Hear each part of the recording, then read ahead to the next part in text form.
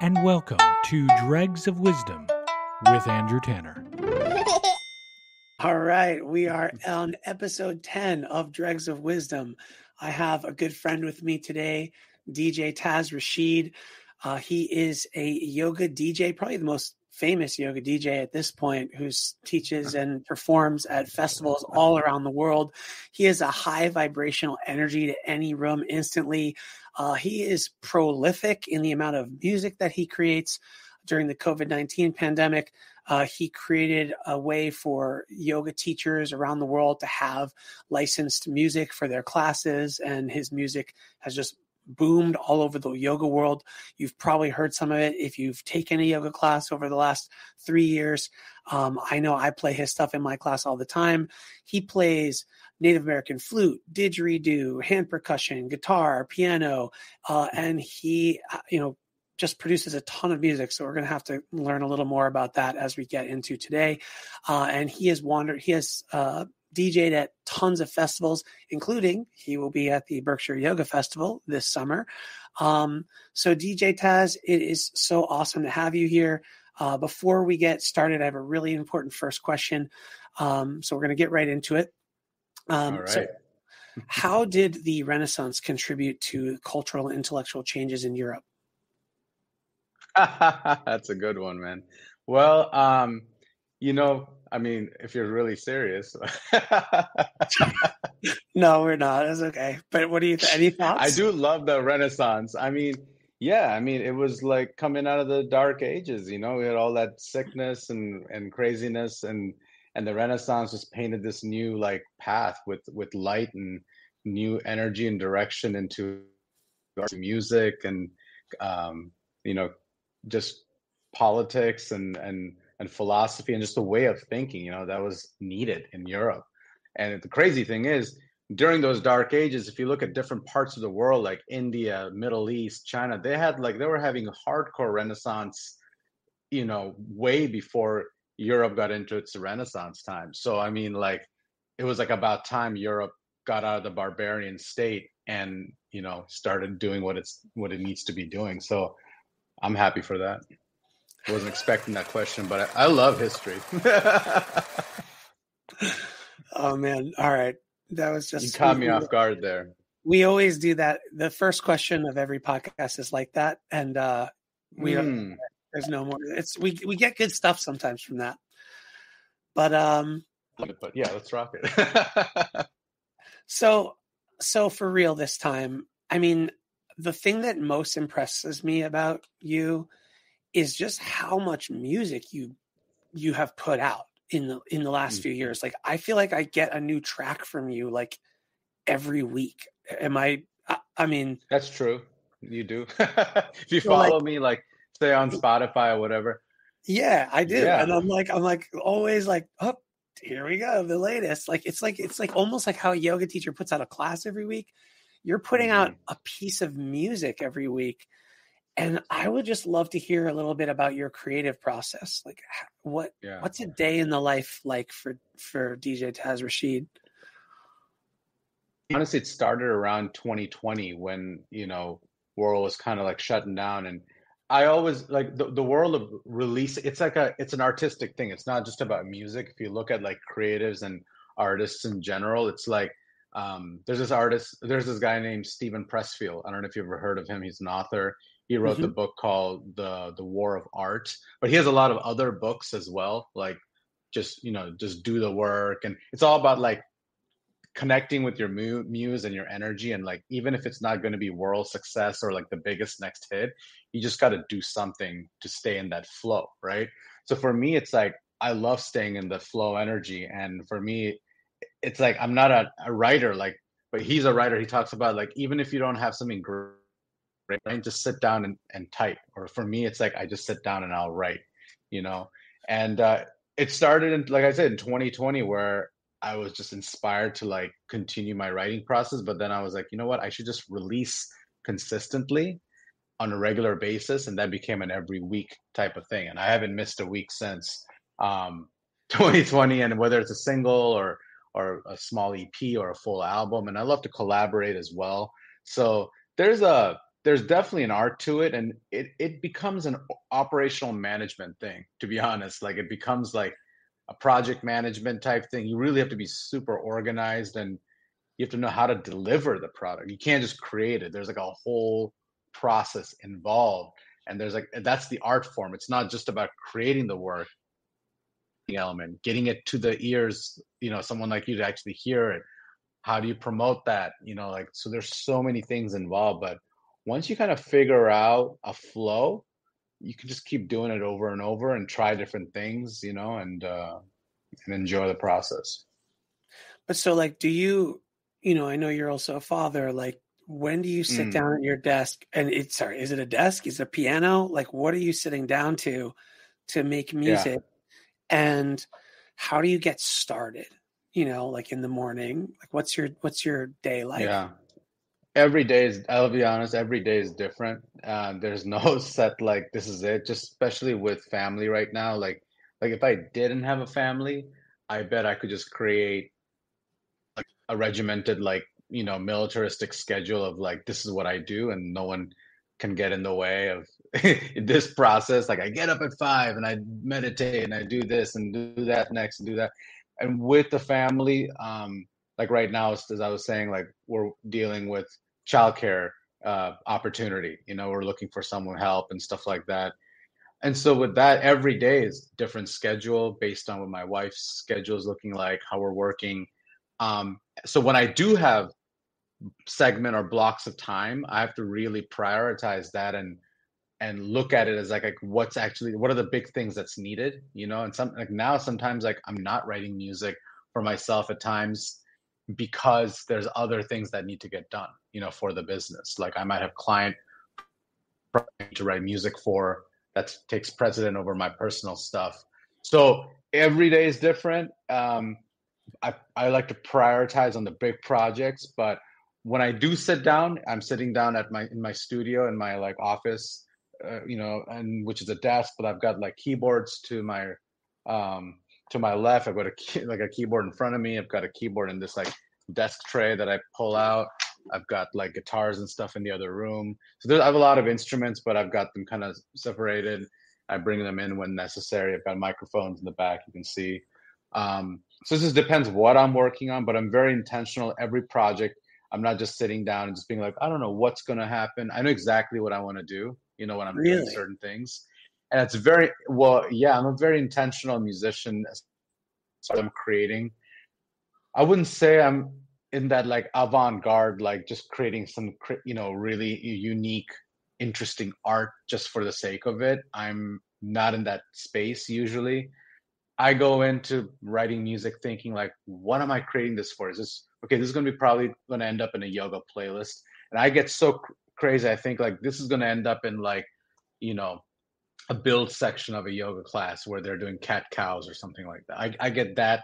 Or it's going to be for a breathwork experience where it needs to be 90 BPM when they're like, so I'm very like thinking about the end product of like how it's going to be used by the end.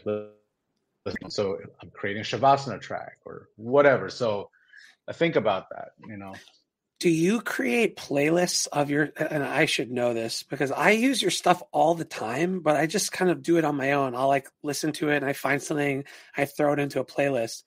Do you like have playlists that are created for specific classes?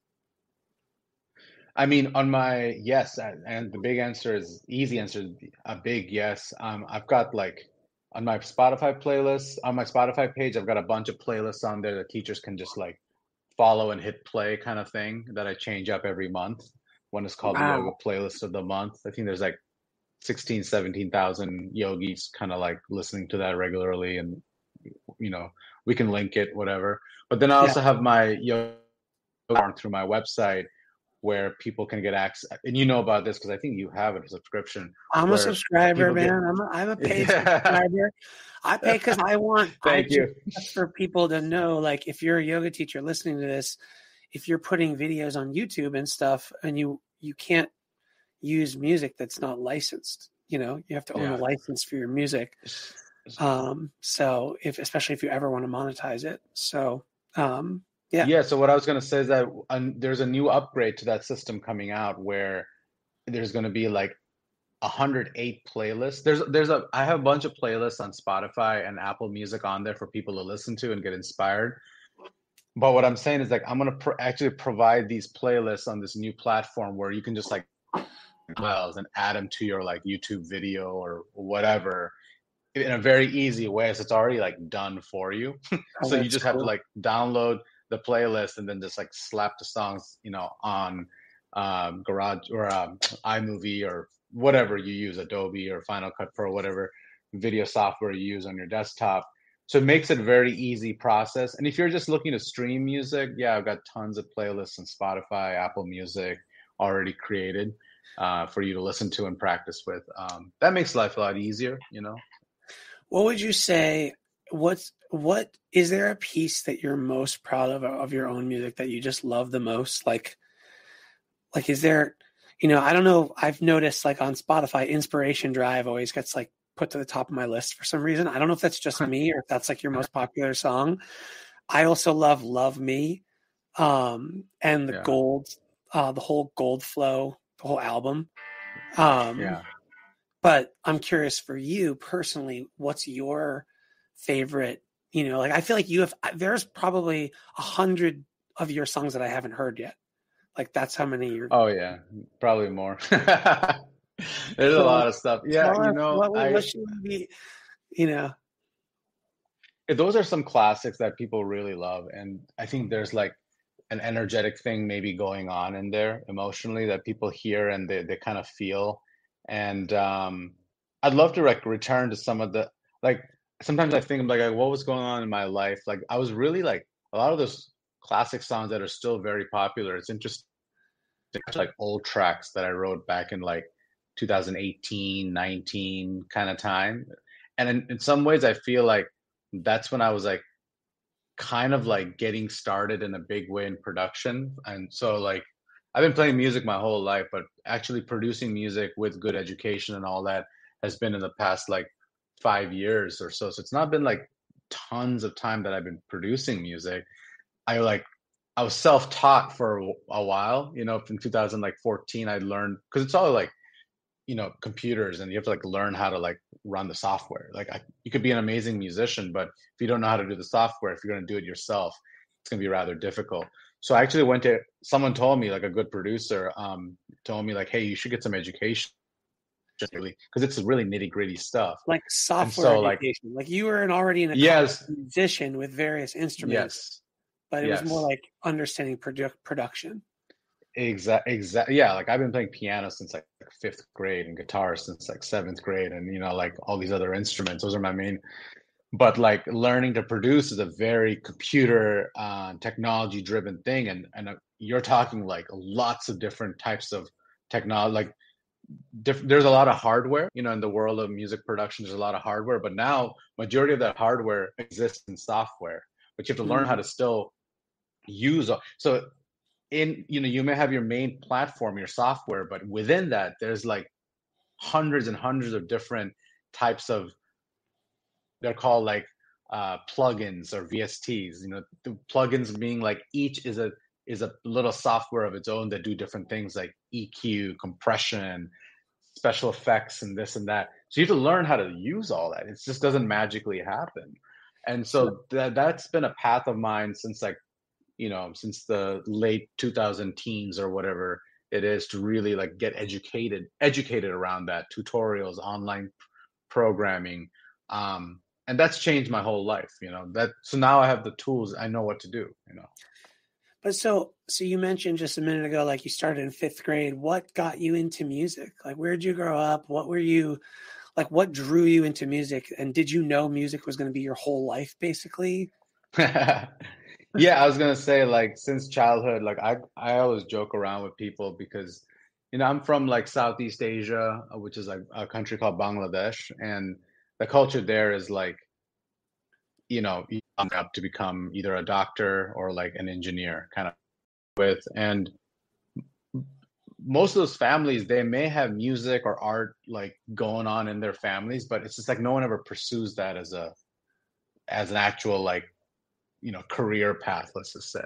It's always like and it's not even like looked upon as like that's like something you can do to like make a living, but I had that in my head, and like my parents are doctors, and then my relatives, they're all either doctors, engineers, or a lot of people are in business as well. But I don't really know any other musicians per se. It's not like I grew up with tons of musicians like making it as a career. So like it was until like I don't even know, till college, or even after college, actually. What am I even saying? Like even after college, business, and my dad was actually supportive of the idea of going into something other than medicine. So it's not like I didn't know that at all my whole life that I'd be doing that. I thought I'd be a doctor or something like that. Oh my gosh. I mean, you'd be honestly, you'd have great bedside manner. You are Yeah. you're such a heartfelt human being, like I think of you as a healer, but like, and you're obviously extremely intelligent. You'd have been a great doctor, but like, what did your parents, when they realized that wasn't the path, like, did they ever kind of push back on you? I'll be honest, like I think my parents are really unique in the fact that like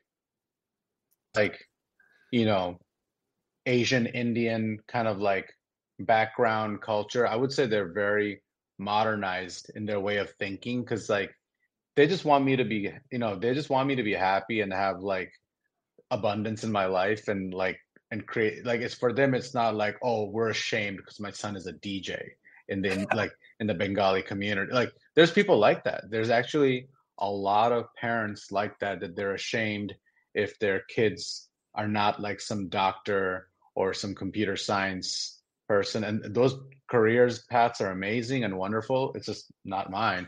But a lot of those kinds of parents from those cultures are ashamed if their kid becomes like someone in the entertainment world, or like, like a, explain a yoga DJ. Like that sounds crazy. You know what I mean? To some people, like, what the hell is that? Like, what do you do?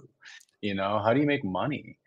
So there's all these like psychological things, but they're like super proud of what I've been able to do, and they've always been supportive. I'm really lucky to be able to say that. I can't say, oh yeah, I had these like unsupportive parents, and they were always like, go for it. My dad even told me not to be a doctor, which is crazy. He was like, do something different, because he saw what he was doing. I mean, he's kind of like, I'll say this for my dad, like he's in his 60s and he's still working, like he's done the same thing for decades, but he wanted me to have a more fulfilled and adventurous life, I guess. So he was very good about pushing me to like pursue. And if I became a doctor, I'm sure he'd be very supportive and happy as well. But, he never made me feel bad about it. I think as a father, and my mom as well, she was very supportive. That's cool. I mean, it's interesting, and you can now speak to this as a parent. I wonder if, how much we kind of achieve our dreams through our children. And maybe it's that your parents were able to achieve some things for themselves, but then a part of themselves that they couldn't achieve. And I don't know what their spiritual background is like, but I see a lot of, I see in my parents, and I see a lot of older people that I meet, they're very attached to their work, and they don't necessarily have like a spiritual practice to fall back on. How would you describe, your path in work and how it relates to your spiritual practice? Oh man, I mean, I think I'm doing what I'm doing because of my spiritual practice. That's the crazy part. Like, because of spirituality and learning about the laws of attraction and being interested in meditation and yoga is what guided me. Like, in some ways, me becoming this wellness musician, I don't want to say it's not the word accidental, but it was like a matter of fact. Like, it was like just the natural next steps for me. It was like a plan to become a wellness DJ or a music producer for the wellness world. It was like I was interested in spirituality while I was working in a cubicle in Chicago, for a university recruiting students. That was like my last corporate job. Like I was recruiting students for a university. Yeah, it's crazy, but I can't see that I for you. was like, oh man, I did that for like 2.5 years. It was a DeVry University, believe it or not. And it was like a decent job that got me kind of like out of my credit card debt. I got like more mature. Yep. But that's where I started reading up on. I started doing a lot of meditation during that time, like reprogramming type meditation, like with binaural beats and things like that. But that guided me to get fired of that world where I was like, what do I do now? So just it started getting me to ask the right questions. That's really where it goes to. Okay, you just mentioned two things I really want to dive into. Yeah. Self-hypnosis. Would love to hear your thoughts on that. I would love to hear, number one, how have you done that on yourself? In what ways to up-level your own consciousness? And then maybe next you can ask, like, how can music be involved in that? Whether it's binaural beats or 432 hertz or that kind of stuff.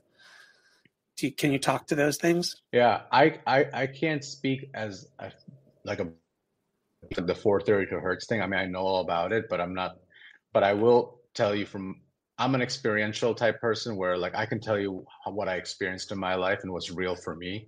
And I for sure know that binaural beats, especially if you're using alpha and theta frequencies with headphones, it can really help your mind get into those brainwave states.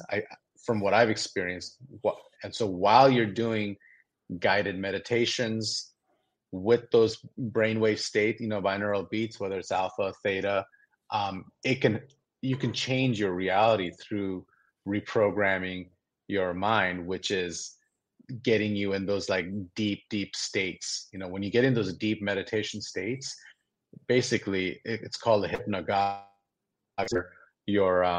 You're actually open to more newer ideas. Your brain is more like malleable, right? Yeah. So What did you say? What did you call it? A hypno what?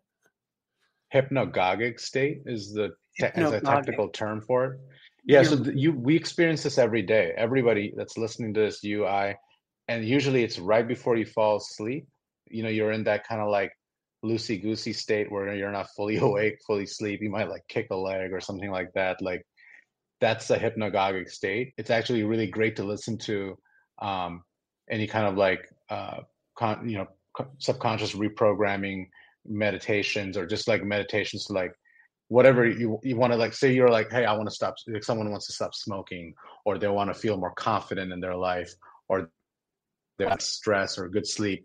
They can listen to certain meditations like that before they fall asleep, because your mind will soak it in better because you're not busy thinking. So you're actually you're in that like alpha state, right? Or you're getting into that theta state. You're susceptible to suggestion. Yeah, there you go. Give yourself a good suggestion. So what suggestions were you hypnotizing yourself with back in those days? Yeah, I love the work of this one lady named Kelly Howell, and I'd actually discovered her when I was, believe it or not, I had a job selling copier machines for 1 year in Chicago in 2000. Yeah.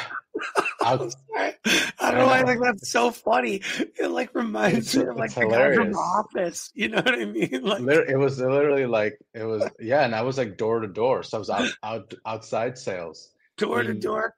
Like I walked around with a copier machine.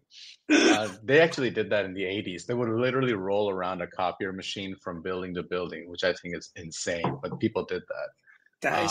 But I did it for 1 year. I sold like Canon, Toshiba, these like big, like, like $6,000 to like $40,000 like machines. You need copy machines. I got you. You want a Canon? I got you. You need Toshiba? Some color. Yeah, what do you need? Yeah, I got you. So I did that for a year. I mean, I only lasted a year for some people that's a lot, because it's hardcore sales. It's like you have to just be like bulletproof, like, and you're literally walking constantly into places where they're either trying to kick you out or they don't want you as a salesperson there. Anyways, I learned a lot about human dynamics and stuff. I appreciate my journey, you know. Would I do it again? Probably not, you know, but I experienced it in my 20s. Anyways, and I the think people I sales work is great. Sales, with, I think, is such yeah. an underrated skill for people to learn. I really just like what I'm not to knock it, but like I was joking before, but having to sell something, it's like such a psychological challenge, Oh you man, know, and it's it's all really, psychology. yeah, I think it's I and a lot of sales guys get into and sales women get into NLP and this NLP and and that. reprogramming and stuff. Yeah, Yeah. I yeah. really think it's an I never under got hardcore. Yeah, I love all that stuff. I'm not gonna say I was some like masterful, like, you know, Wolf of Wall Street type like sales guy or like whatever, like, but I did it, you know, I went through it, I did the trainings and stuff. And what I'm getting at is like actually one of my clients during that copier sales job was a metaphysical bookstore called Transitions Bookstore. And I tell the story in some of my workshops. But because of this client, like this is during the time when The Secret was out, or I remember that. Yeah. 2006, 7. I was like deep in the matrix, you know, meaning like I was partying a lot. I was in a rock band. I was like, I had this corporate jobs and this and that, living in downtown Chicago. But I started meditating like all the time because I was like, the first CD I bought was a positive thinking CD. So the auto suggestion that, you know, that I was listening to these CDs was before I falling asleep was like being more positive in your life. Dude, this stuff worked. Like I was like super, I just felt good no matter what I was doing. Like I was like, this is cool. Maybe I'll get some of the other CDs. And then there's this other CDs around abundance, you know, deep sleep, like confidence. And then the thing is, it's pretty deep spiritual in a way. When you like start reprogramming your subconscious, your reality starts changing outside of you. So I I just saw this, like now I look back and like within like 2-3 years I saw, you know, the people I met, you know, my wife, like the kind of work I was doing, the communities I came across in Chicago, like the metaphysical community, the yoga community. So it was like, dude, it just things happen rapidly with Yeah. these meditations. So I can speak to that to anyone out there. Like that stuff, you know, guided meditations, binaural beats, that stuff is for real. And now I produce binaural beats. I make that music and people What all over the world use it, you know, on different what's a good platforms and binaural this and beat that. track? What's a good track that we should shout? Um, yeah, my whole elements, a lot of it's unreleased because I like it's on my like so a lot of it is in my music library Okay. on my website that people can have access to. But an album is Elements that's available to the public. On It's Spotify. just like ambient. Yeah, you can just look up Elements and there's like 5 tracks. I believe 5 of them have the binaural beats and 5 of them don't. So the binaural beats you need to listen to with headphones to actually experience it. Great. And then there's yeah. So And then Elements don't is you something. also and with that album and with your stuff, do you partner with like meditation gurus or people who like do the actual suggestion, or is it just beats that you're putting in there? You know, like I have my own app that's coming out in a couple months. It's called Soul Groove Wellness. So there, I'm going to be working with different teachers that I'm featuring and some guided meditations I'm doing of my own. Um, and you know, people, like I said, a lot of apps and other platforms use my music with their teacher. There's this one platform called One Commune, Oh, and sure. they just use my music on a whole new program for hypnotherapy. Like I just got an email yesterday, like, hey, we used like, you know, 15 of your tracks. They're all like ambient, like using like ambient, you know, drones using like theta, alpha type beats. But like I'm like, I was telling my wife, I'm like, man, that's so cool. Like that's like my mission is to awaken humanity with music. And sometimes I don't even know where these tracks are being used, but it's like for goodness and to act, because who knows who's going to be listening to that program? Probably thousands and, you know, people from all over the world. And hopefully their lives get changed for the better. Hypnotherapy is a real big deal, in my opinion. That's deep work. And if it's for these kinds of topics of personal abundance, confidence, living better, awakening. Oh man, you're talking real transformation, because it's deep in the bottom of the iceberg. This is the deep stuff. It's the subconscious stuff that's really running the show. If you have studied consciousness, I'm sorry, your conscious mind versus your subconscious mind. Tell us more about that. Like, I mean, by the way, I love that line, awaken humanity with music. Like that is a perfect mission for you. Well, the funny thing is, I wrote that down after I got fired from that DeVry job in 2011.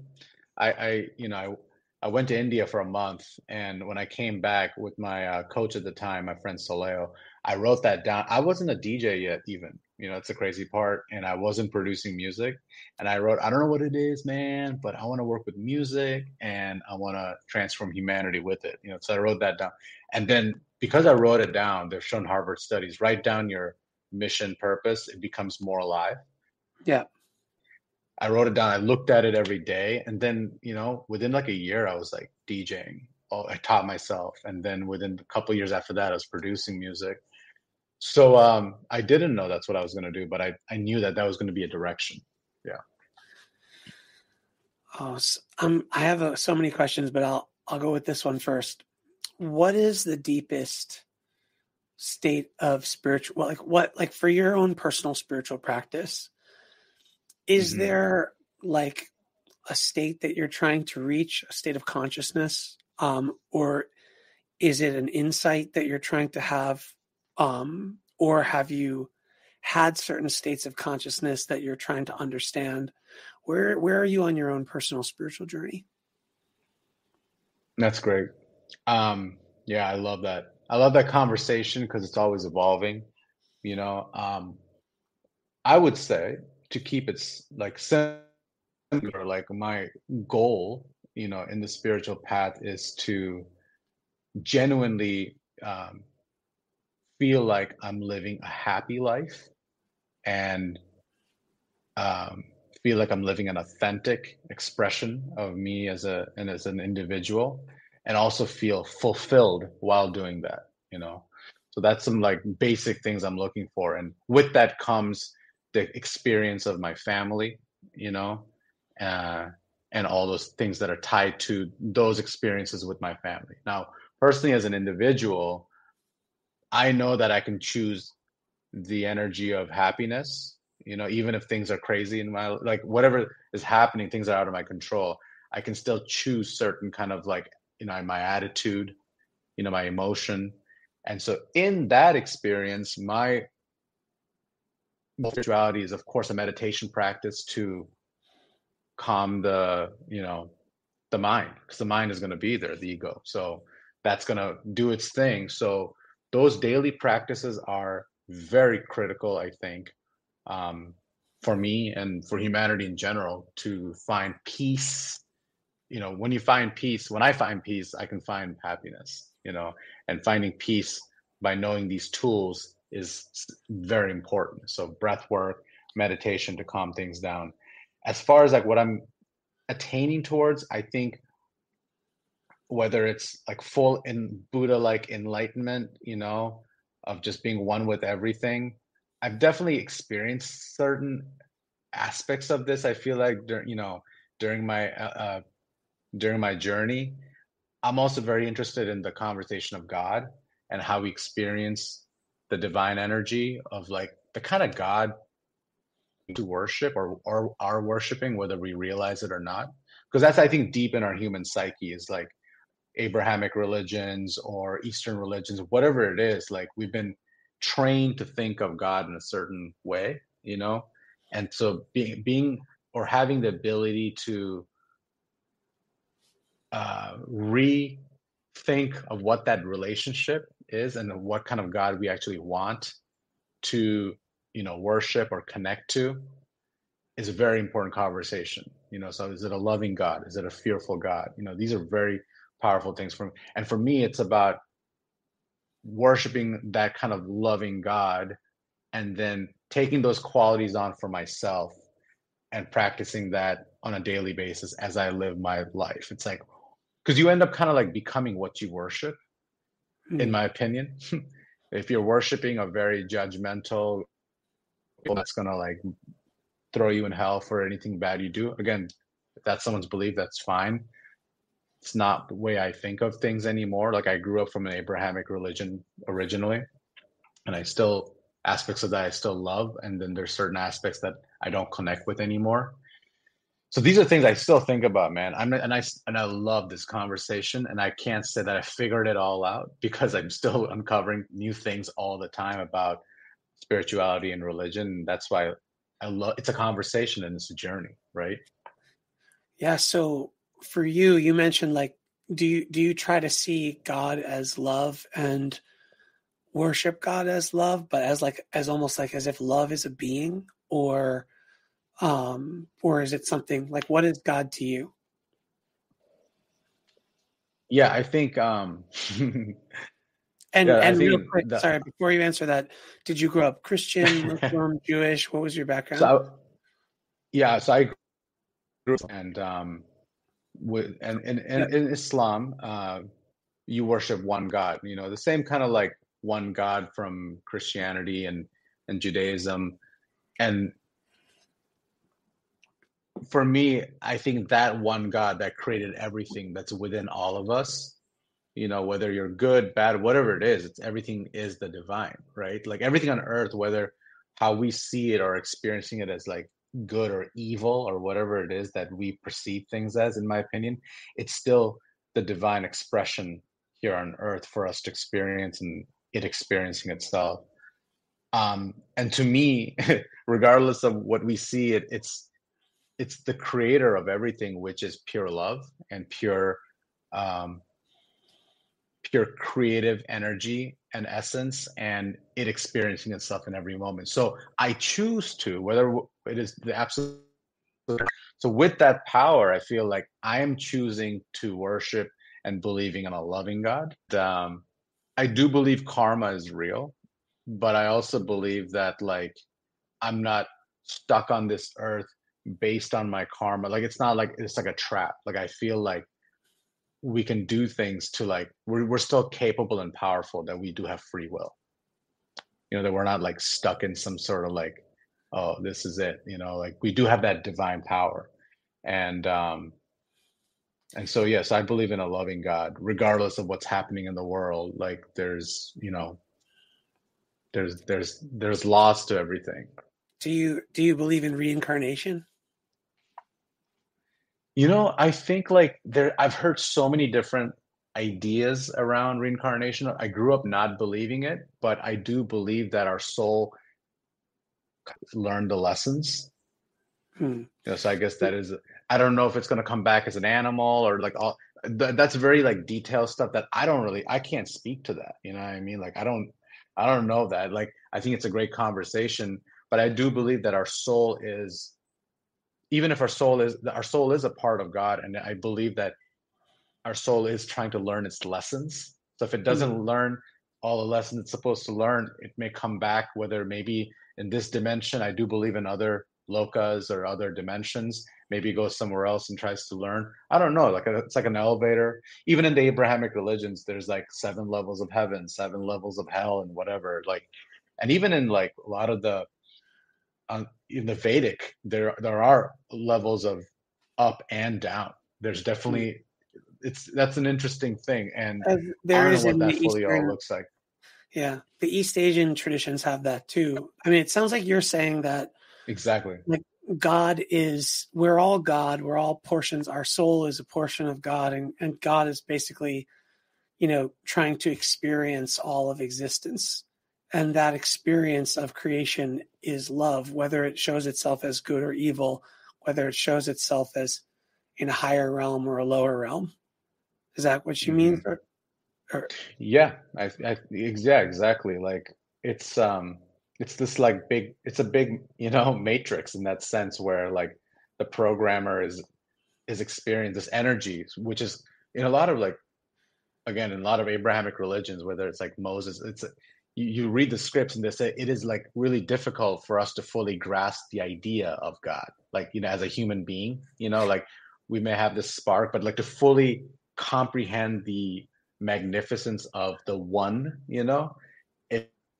almost like incomprehensible for us to fully get it, which I get. I'm like, like I have this little mind, on this earth, like, the good Lord, like there's all like, how many billions of stars are there? Like, like, come on, man, this is like the best conversation in the world, kind of thing. I love how, I don't know if you noticed, I don't know if it's a Freudian slip, how you just like describe the Bible or the Quran as the script and like the Matrix as like the architect. I agree with that. Yeah. It's like, that's like this, or you meant the scripture, I'm sure, actually, right? The scriptures, I was saying, like in the Abrahamic scriptures that says that, like, of course, the Vedas and things like that. I'm not a scholar of the Vedas.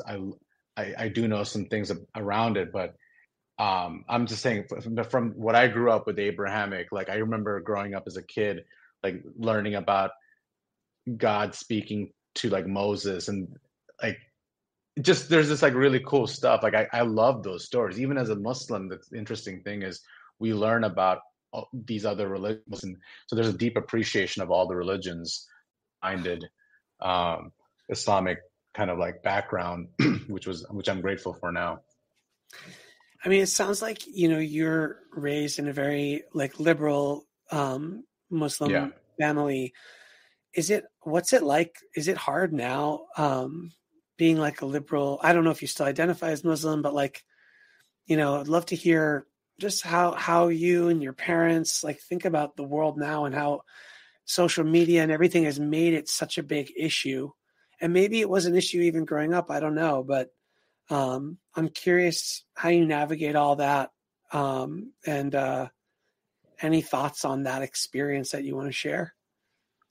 I would say, I would say in the last, whatever, 10, 15 or whatever years, like it's interesting, the word Muslim, in Arabic, the will of God. And the will of God is, I think, the way to think of it is that that's the flow of life and what's happening. That's the will of God. Like, it's not that God is a man or a woman or this like person in the cloud. It's like the will of the divine flow, right? And I believe in that. Like, so I would consider myself a Muslim if that's the meaning of the word, is that I know that there's a flow of life and I try not to fight it. And I'm with that flow, and I'm in the I'm in the understanding of experiencing what's happening rather than trying to fight it, and I'm just not a big fan of like dogmatic type, like religions of like, Organized religion. Organized. Yeah. I've gone away from that, whether it's it doesn't matter, any religion, even if it's like Hinduism or, I mean, like they're all religions, like Hinduism, Buddhism, if you get they're not just like a spiritual thing we think of in the. So basically what I've uncovered about myself and my path, and for me and my family, is that we're just not really about like organized religions, and for me, like it's being on the kind of like spiritual path, whether it's through yoga or meditation or whatever I've uncovered, I've just connected more on the spiritual realms of like finding out what kind of a person I want to be, and it's interesting because, now I have kids and it's like, what are they going to learn? Like I grew up Muslim. I don't really practice it, but I understand it, and I understand the principles of like the oneness of God. My wife, she's also in a very spiritual path, and she connects a lot to like Christ energy, but her family is like Jewish and Christian. So it's like, I think our daughter is going to learn a lot of different things, so it's like celebrating the holidays and learning about it. And I think I want her to have more spiritual understandings on how to deal with humanity and people and the differences. That's what's important, is to like actually practice kindness, on a universal scale, and not be judgmental. Because I felt that in organized religion is that there's judgment going on. Like, this is the right way, not that. I don't prescribe to that kind of thinking. What do you, with your daughter, how old is she? She's 5. Okay, so 5. So old enough. Have you gotten any binaural beats going for her? Or have you ever tried? Are you guys trying to do like hypnosis? No, I'm honestly at her age, I'm not pushing anything on her right now. Like things like it's like she's interested in music, I let her play, but like I'm not trying to make her into like a little Mozart or like like there's all these dreams. Yeah, I'd love her to, but I think a lot of that has to be natural, Hmm. and she has to kind of desire that on her own. And like I didn't even start playing piano till I was like in fifth grade. Like third, fourth grade was when I was tinkering around. She's lucky; she has got like every single instrument in the house to like mess around on. But like you know so when she wants to do certain things, we kind of like showcase it to her, but like I'm not pushing anything right now. What are your biggest fears with your daughter? Oh man, I think it's a fear that like maybe a lot of people have around, like, technology will consume their realities in such deep ways that it's like crazy addicting, or so I don't know, like the kind of things that are happening now. you know Have you like let her hold a phone and look and scroll through Instagram and see how much it no. destroys her brain? 'Cause No, it's no, like, no social media, but like, but she look as a phone. She only like if she ever has a phone in front of her, it's like she's looking at pictures of like us or something like that. hmm, Um, get ready, it's coming, dude. I know, right? Like it's like no, we're on the path of as little screen time as possible. Yep. And like we don't even have a TV in the house except for in one room. Mm, Like same. literally there's one room that's like a extra guest room, and there's a TV in there, and we don't have television like with commercial. It's just like streaming TV Like a if we want to watch a movie. show. Yeah. Yeah, so like she watches like one or two shows that we vetted, and we know that there's no like evil villain, or keep things more innocent right now, because dude, they like if they see a villain, or if they see crazies like some Disney movie, sometimes we'll try to watch some, and then it's like terrifying, because it's like traumatic. It's actually very traumatic for little kids like that, and they will replay that kind of traumatic memory of like the evil character over and over, because it's so like jolting in their mind that they think about that, just like any kind of trauma, that happens to people. Yeah, I think that that's true. I realized like even when my kids were little, like having them watch Moana, even like Oh just yeah. lovely, amazing movie. I love that movie. But Hmm. like just seeing the monsters like Yeah. really freaked them out. So yeah, I mean, as a father, I think I'm with you. The biggest fear I have is the social media, and how it's kind Oh of yeah. messing with kids' minds. But you had mentioned earlier before we started the podcast about like Hmm. the new AR stuff, like these Oh yeah. goggles that Apple made. Have you tried them yet? I haven't tried that or Meta's like thing, but I feel like like that's upon us. Like there's no way around it. All that's going to become in the next 4 years. That's going to be around everywhere. It's going to get lighter. It's going to be this and that, and they're going to have a plus two. The thing is, we're not that's going to happen, and that's going to happen in big ways, whether we like it or not. What I was saying is Like, that why do you think it's why is it going to take off so much, in your opinion? Because you're the second friend of mine. I just interviewed Micah Mortali. He's like a rewilding teacher. We didn't talk on the podcast about this, but he wrote a blog about this last week, like how bad this is for people and how much it's going to mess up with their eyes. And oh like, yeah, why do you think it's going to be so big? Because I'm it's not going to even into be this is obviously for early adopters. It's $3,500. It's not like everyone's running off and buying that. You have to have the funds to buy that. Um, I'm not buying that right now because I don't have a need for that, and I'm going to wait for version 2. If I do get it, it'll be because of work or something like that. I'll need to use it for music or whatever I'm creating. So there's going to be good aspects about it. There, like just like anything, there's going to be like some good that can come from it. But I think it's going to get abused by a big group of humanity, and as it becomes cheaper and more available, it's just like the masses. Like, why do people listen to crazy raunchy music with like crazy lyrics and, very sexual or violent? Like, it's like, that's like the music that's biggest listened to in the whole world. Like, if you listen to like top 40 or like rap, hip hop, like the messaging, I have to listen to that just to study modern pop or like modern hip hop for my clients and stuff like that. But like I listen to it, I'm just like, wow, like billions of people are listening to this. Everyone's not listening to like mindfulness or yoga music or whatever. Like the masses are listening to that. So why? Just like that. It's like people are going to do it. It's through the stream, and it's going to keep them like inoculated, like almost like a pacifier while other things are happening. It's the world we're in. It's the matrix. They're going to be like hooked in kind of, and that's going to be their subconscious reprogramming. Like, dude, it's coming, man, in the biggest way. What I was getting at is that's going to happen, but the wellness world will be needed more than ever.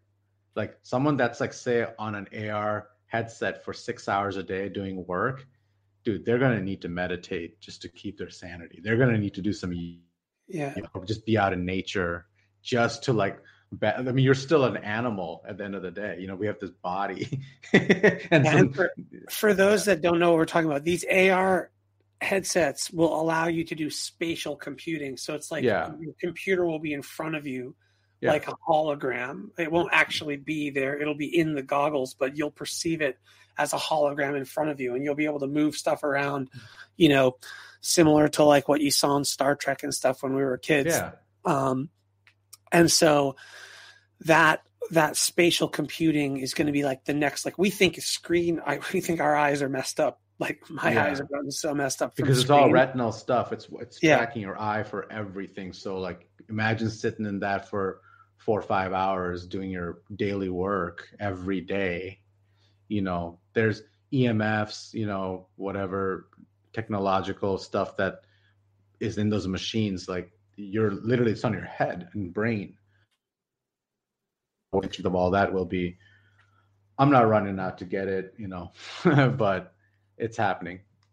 I think we have no idea about, how this will affect children. I think that we have no idea, it's clearly, I think there's not a lot of research being done on the effects of technology on our health and well-being. But I would say that the obvious reality is that anxiety, depression, mental illness is all rising, and as is, what's it called? Obesity, like basically like the first world. I mean, we're clearly moving in a direction of non-well-being. It always reminds me of that movie WALL-E. I don't know if you ever saw that. It was like a kid's movie. Like they're all just like fat sitting on pods, just like doing. It's like even back when that came out, people were like, "Oh, this is probably what's going to happen with garbage everywhere." And there was actually like some Bruce Willis movie. I can't remember the name of it, where like people didn't even leave their send out like an avatar version of them out into the real world, which was like a robot that kind of maybe looked like them, and and like they were controlling it from home, in their like AR suit, like they had like a Vision Pro kind of thing on. They were like walking around seeing what their person is seeing. So I mean, like these are futuristic kind of like whatever movies, but like it's like all the Black Mirror stuff is like, I don't know if you've ever seen that show. Very interesting stuff. Like all that is literally coming true right now with all this kind of stuff. So we have to just be, very careful about it. I'm not being a big yay, nay kind of thing. It's like there's realistically good things about these things as well, but there's a lot of like not fully understood and negative things that could like it will lead to, so we have to be extra careful with our kids. So I think about that, when we're looking at her schooling, like, okay, do they have a tablet, at age 5, like let's not have that. Let's go with the school that maybe doesn't put their energy into like, because they're going to get technology either way, but like, are you looking for your daughter? Are you looking at Waldorf schools? We've looked at that, we're looking at some other things as well, and she's definitely been through some Waldorf stuff, and we're looking at some other options now as well. Yeah. Oh man, this is actually you have to find a nice balance, in my opinion, And, I make my kids, if they want to use, like my son loves Mario. It's just his like. How old is he? He's 7. Okay. And so if he wants to play Mario for an hour, he has to do Oh, CrossFit. an hour. Wow. But before that, he has to do 100 jumping jacks, 36 Oh, there you squats, go. a minute of plank, 15 push-ups. Wow, that's good. And 35 sit-ups. Okay, after that, he's cash. He's like, yeah, he does it with a smile on his face. And what I like is like That's he great. does it, and that like gives him the dopamine from working out, Yeah, or I don't know yeah. what chemical he's getting. I the like serotonin. that. Yeah. So he's already feeling good, and then he's playing the game. Because I just don't want the games to be a pacifier. I don't want him to be like, I don't feel good. Let me play a game to feel good. I want it to be something where he's doing it, and he's like, you know, it's fun. I mean, dude, the games are fun. I'm sorry. I played Mario with him. It's awesome. Like they're good entertainment. You know, we just have to kind of balance it out. But my daughter, she'll play with us, but that's not her first choice to do. Mm-hmm. How old is she? She's going to be 10 this next month. Oh yeah, that's right. She's older one. So for her, I can just sense that it's all like, I just think there's a difference between girls and boys when it comes to technology. And this is played out. All the research basically shows that boys get addicted to video games, girls get addicted to social media. And I mean, the rise in suicidality, the rise in depression. Also bullying, you know, there's a lot of like bullying happening because, you know, it's easy to create groups and this and that on, I don't know, Snapchat or whatever. But yeah, I think about these things and I feel like the training has to come from home, you know, how to handle like it has to be a conversation that needs to be alive at home because it starts there, you know, like, so it's not all about the parents, but it really is a big part of how the parents are handling it. Yes, there's teachers at school and this and that, but to have a really good parents too. Yeah. I think we're kidding ourselves, pretending it's not all about the parents, dude. I think it's just bullshit.